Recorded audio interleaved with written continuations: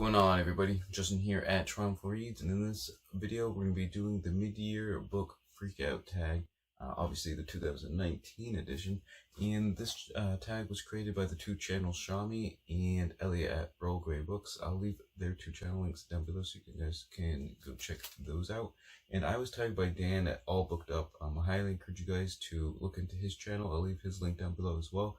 He reads a lot of fantasy, a lot of really good historical fiction, as well as some nonfiction, if that's your thing. He does some really cool stuff like woodworking and some outdoor videos sometimes.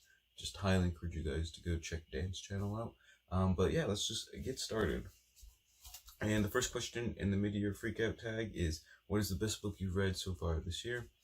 And while it's definitely not my favorite book that I've read, I guess, just from like a technical viewpoint, I'm going to go with Napoleon, A Life by Andrew Roberts. And as you can see, this is a massive biography. It was like 800 pages or so. I read it during like the March of the Mammoths readathon event in March. But the reason I'm going with this as the best book is it is so big, but it kept me reading on a history. Even though I love history, Napoleonic era is definitely not a topic I've ever really read pretty much at all. Like a tiny bit just for like school and stuff, but nothing like on my own for fun and everything really, to be honest. Actually, no, I take that back. I did read one Napoleonic era book about like typhus or typhoid fever last year, but anyways, it's like 800 pages and it kept me reading on an era that I was pretty much unfamiliar with. And some of the other things I really like about it was, most importantly, he was almost about as neutral as you can get on Napoleon, which I know is a fairly difficult thing. He is a very polarizing figure.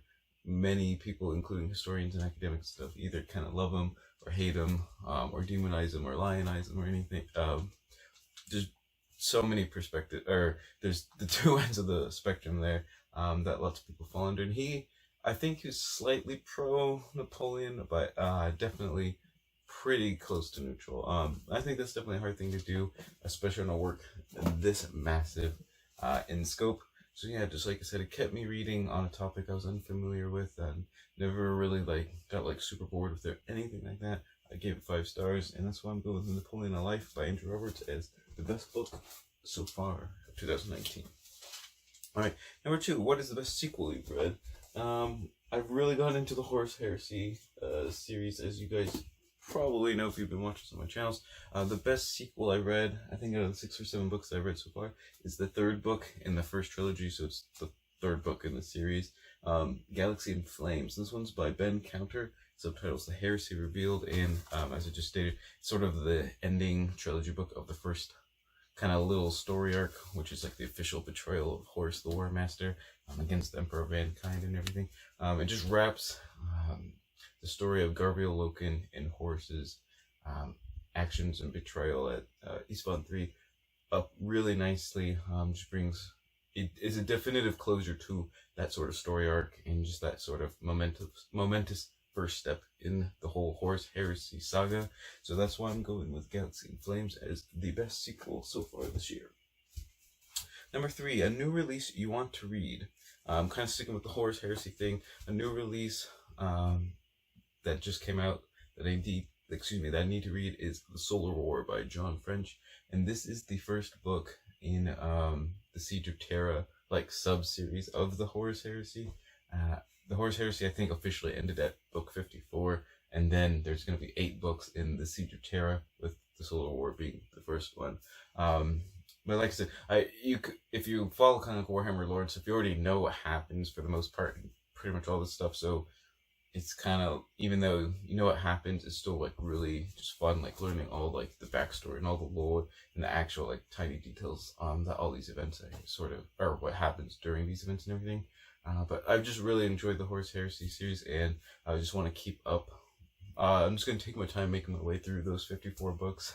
Obviously, that would just be insane, reading straight through them. I'm probably sure some people have definitely done that. But these 8 books in the Siege of Terra, I want to try and read them as they come out, so I can follow along with at least that kind of smaller story arc in the final chapter, basically, in the Horus Heresy. Number 4, most anticipated release for the second half of the year. I generally don't like follow or look into like upcoming releases, but what I do sometimes is with like the very short introductions, I look into see kind of what's coming up, and I'm thinking about maybe either pre-ordering or getting one when it first comes out, just because I used to read a lot more of these. I've not been doing well at all, even though I keep putting my TBRs, just never like get around to them during the month. So I'm thinking if I buy one like new, it'll like give me kind of like an impetus to read it, and it's going to be Extinction, and it's by Paul Wignall. I really enjoy reading about the life sciences, though I've not read really anything on mass extinctions. I guess Dinosaurs in the Dark Matter kind of did a little bit, but not as much as I probably could count that, I suppose. But anyway, so that's why I'm going with Extinction, just because I think it'd fill in a gap in my knowledge of the life sciences, or at least a good starting point, anyways. Number 5, the biggest disappointment of the year. I haven't had really any crazy disappointments. I've had a lot of just really meh or middle of the road books, to be honest. But when I was looking at like all those ones on Goodreads, I think one of the biggest ones was an early book, I think from January this year, and it's The Republic of Pirates by Colin Woodard. And the main reason I'm going with this as the biggest disappointment, even though I learned some from the book, after like listening to it, it was just he made pirates boring. So, like if you make the golden age of pirates just kind of really just tedious and boring, it's probably not good. I'm sure other people like really enjoyed it. He kind of split the entire golden age of piracy into like 3 mini biographies of 3 pirates, and I thought that's kind of a good idea at first, but it just, I don't know, just didn't do it for me. So you make pirates boring, I guess that's gonna be a disappointment. Number 6, a biggest surprise. This one's pretty easy. I know I'm like beating a dead horse with the horse heresy stuff, but I'm gonna go with Garrow by James Swallow, and the subtitle's Weapon of Fate. And the reason I'm going with this as a big surprise is I've never read Warhammer anything, even though I've only read horse heresy stuff. But I saw this book right here for like $4 in the store on sale. I was like, oh, what the heck? I'll just like pick it up. And I was kind of expecting just some like, mid-tier pulp fiction type stuff. And it turned out really, really good, and I just thoroughly enjoyed it, and it made me buy a bunch of other Horus Heresy books. So, really good job for James Swallow, making me enjoy this, especially for a short story collection. So I thought that was just really cool. So both Garrow and the Horus Heresy as a whole is going to be my biggest surprise of 2019. All right.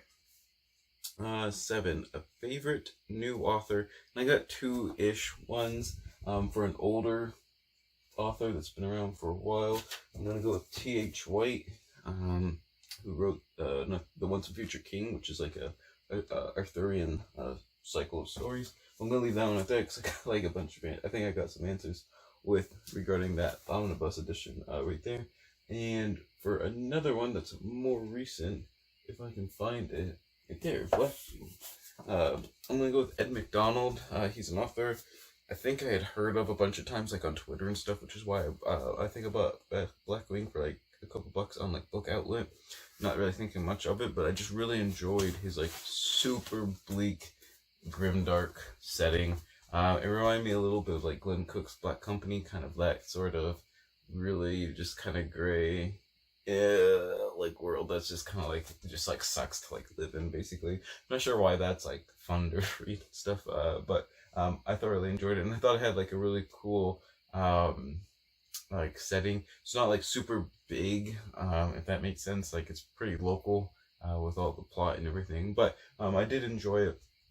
And like I said, this is my favorite new author of 2019.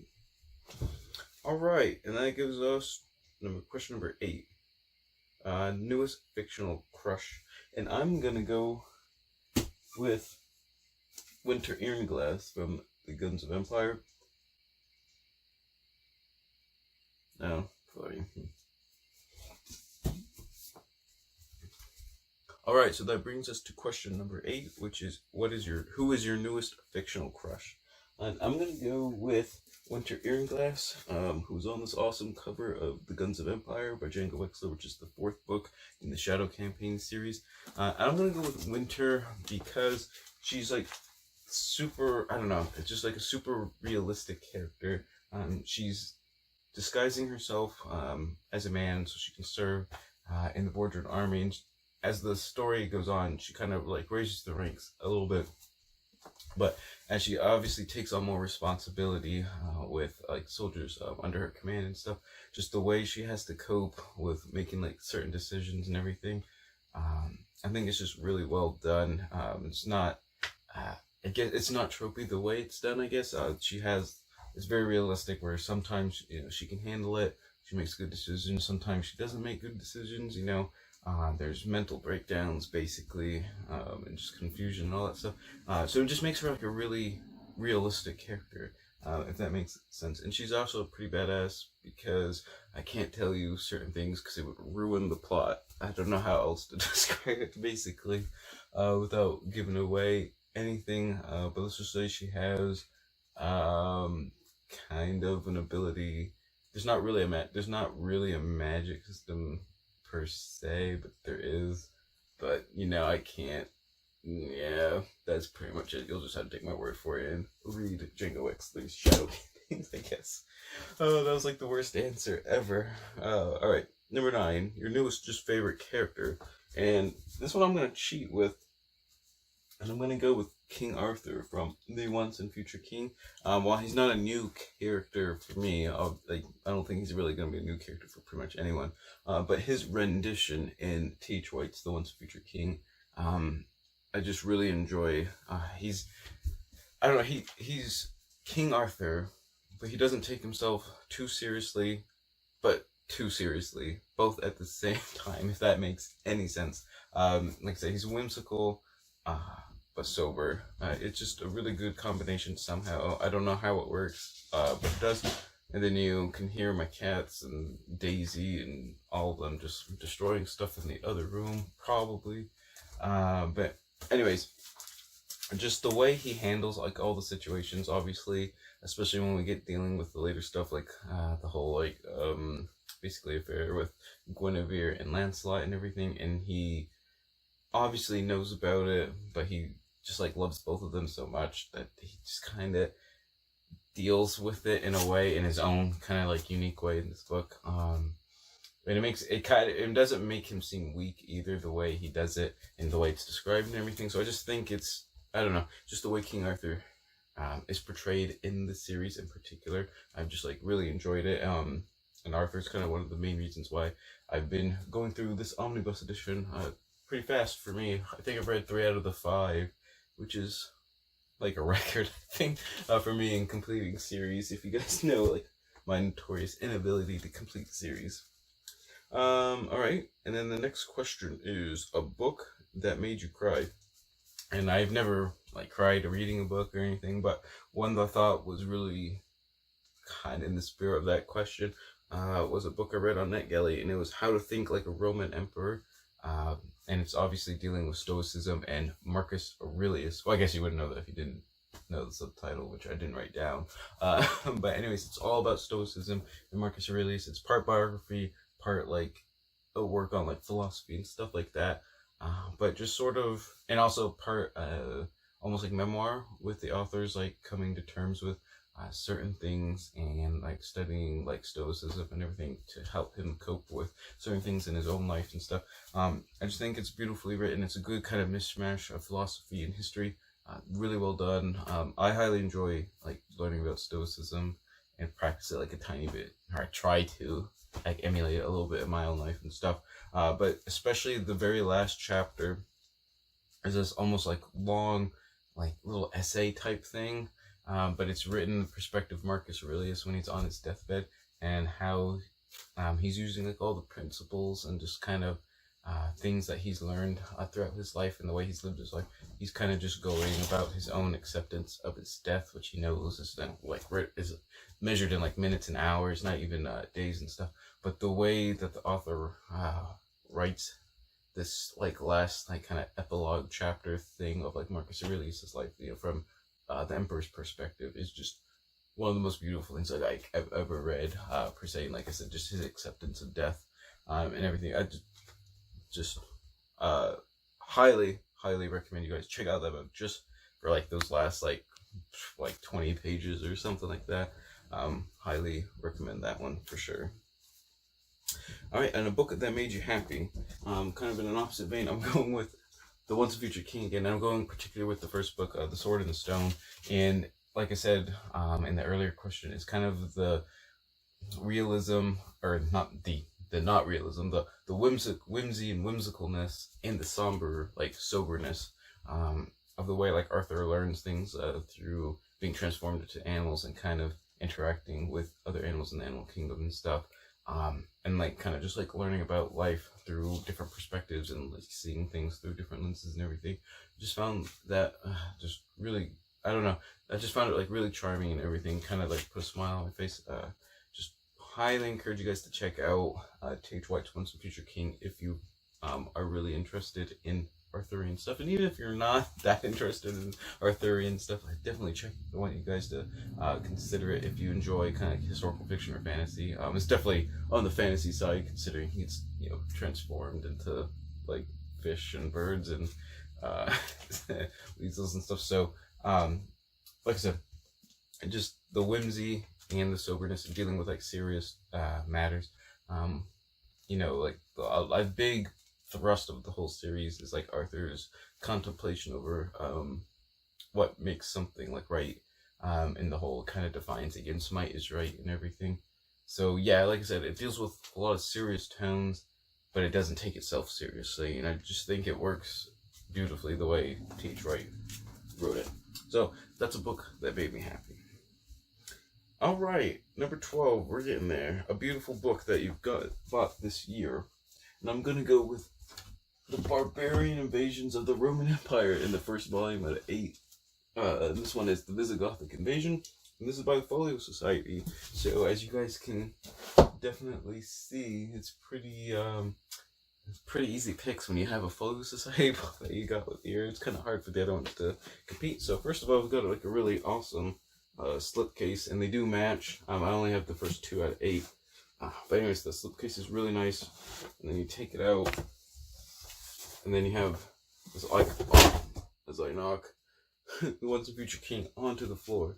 We have a woodcut, and it's during Alaric's sack of Rome in 410. Just really well done. Each one has a different woodcut on the cover, which is really cool. Plus the book itself is like superb quality, like really thick paper, some plates, just everything about it is really quality. You got maps on the front plates and stuff. Just really well done. Folio Society, just it's awesome books, just all around. You can't really go wrong with them. So that was an easy selection for most beautiful book of the year so far. And then number 13, books that you need to read by the end of the year. I'm gonna go with some fantasy books because, like I said in an earlier question, I'm really bad at finishing series and keeping them going. At like one point last year, I think I had like 20 something series going, which was just bad. It's just terrible. But I'm going to go with, first of all, I'm going to go with The Republic of Thieves by Scott Lynch. I've actually really wanted to read it. I've purposely just been putting it off for like a rainy week. I guess I probably wouldn't read it in a day. But Gentleman Bastard series is my favorite fantasy series so far, and this is the last book that's actually out, so I've been purposely just waiting, just because I know it'll be like a 5-star read for me, and I'll like savor it. So, but I gotta finish it at some point this year. Another one is going to be The Infernal Battalion, if I can find it down here, which is book 5 of the Shadow Campaign series, which one of the ones I showed you earlier, and this is the 5th and final book in the series. So this will finish the Shadow Campaigns by Django Wexler for me.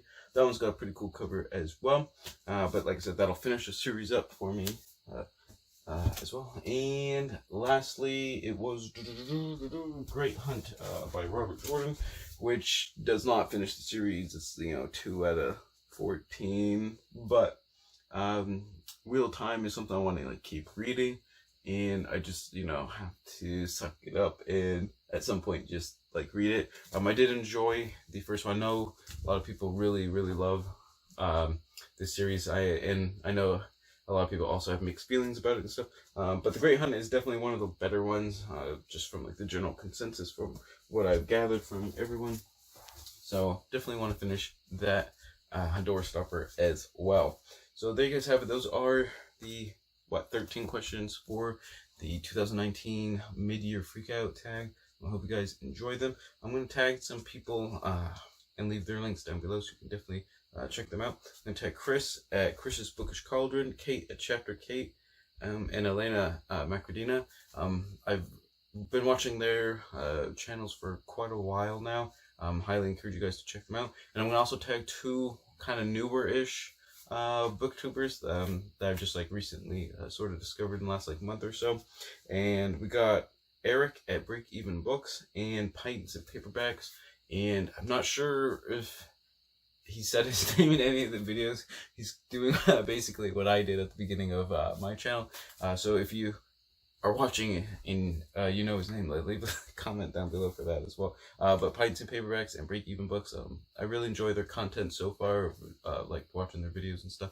I highly encourage you guys to go check them out and give them a sub if you want to. And there you guys have it. That's what I'm tagging for the mid-year freakout tag.